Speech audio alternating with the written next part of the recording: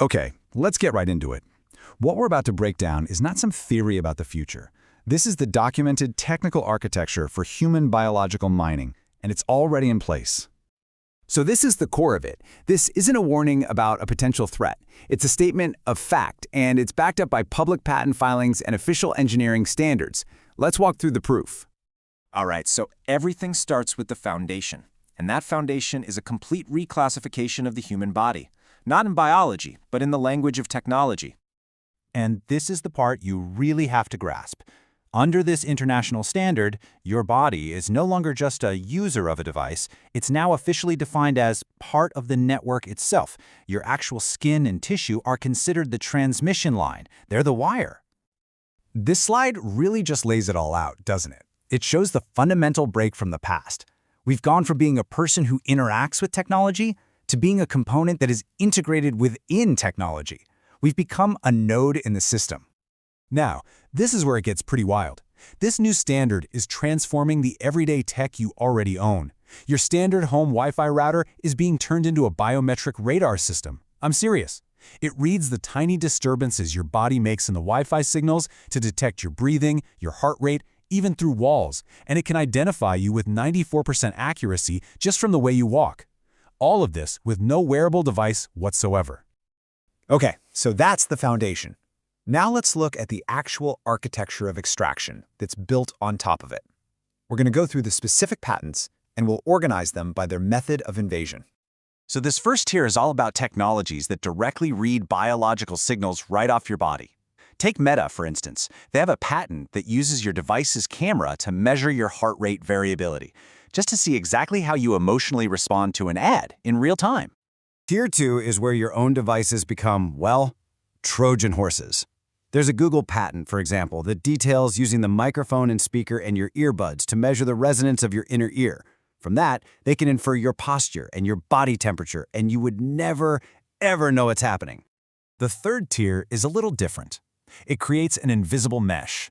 It's not about reading you directly, but about reading the way your body affects the environment around you.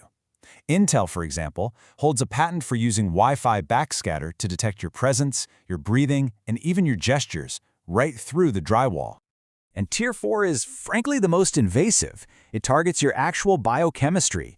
There's a Microsoft patent that describes how to analyze the volatile organic compounds in the air you exhale to infer your emotional state with more than 85% accuracy. They're literally reading your feelings from your breath.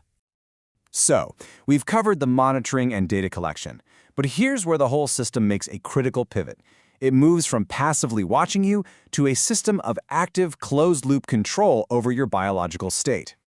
And this IBM patent just spells out the objective perfectly. It describes a feedback loop. It's designed to continuously watch your biometrics, detect when your internal state deviates from some desired norm, and then apply a stimulus to correct you. All of it without your consent. Now, if there was any doubt about the intent behind all of this next patent is the smoking gun. It proves, without a doubt, that the design is intentional. It's for physiological manipulation using the most common devices we all have. This patent details with chilling scientific precision how to use subliminal, low-frequency pulses from a regular computer monitor or TV screen to entrain the human nervous system. It can literally force your brainwaves to sync up to induce relaxation or arousal or even physical nausea. This is the technical definition of what the source material calls digital battery. So, of course, you have to ask, why? Why build this whole architecture? What's the business model driving it? What's actually being sold? The commodity being mined here isn't just your data, it's your cognitive horsepower. The system literally manufactures glitches. It creates cognitive dissonance to force your brain to work to resolve the ambiguity. Then, it harvests the unique way your brains solve the problem to train advanced AIs on stuff that normal computers are terrible at. And this is the full industrial process, from start to finish. Your biology is acquired. Your body becomes the processing infrastructure. Your state is modeled and then controlled. And the final product? Your predicted future behavior, all packaged up and sold.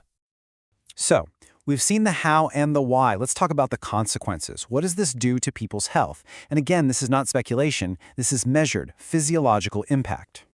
We're talking about peer-reviewed medical studies from journals like JAMA. They show measurable negative changes in the brain. For instance, a 23% reduction in prefrontal cortex activation. That's the part of your brain for logic and executive function. And at the same time, a 41% increase in amygdala reactivity. That's your fear and anxiety center. Less logic, more fear. That's the documented effect. And you know what? There's a legal term for this kind of influence: digital battery. It defines this as an unwanted application of force that causes a real biological or cognitive change. It grounds these new harms in old established legal principles. And legal systems are starting to catch on. This isn't just an abstract threat anymore. Chile actually amended its constitution to protect mental privacy. And here in the US, states like Colorado and California are now passing laws that classify your neural data as sensitive information that requires special protection. So let's wrap this up by summarizing the evidence.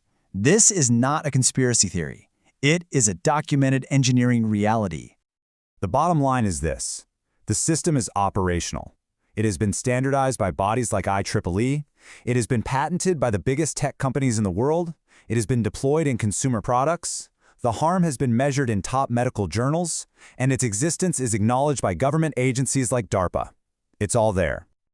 This is the documented reality of the human condition in the age of extraction. The information is not hidden. The evidence is public, the patents are granted, and the architecture is operational.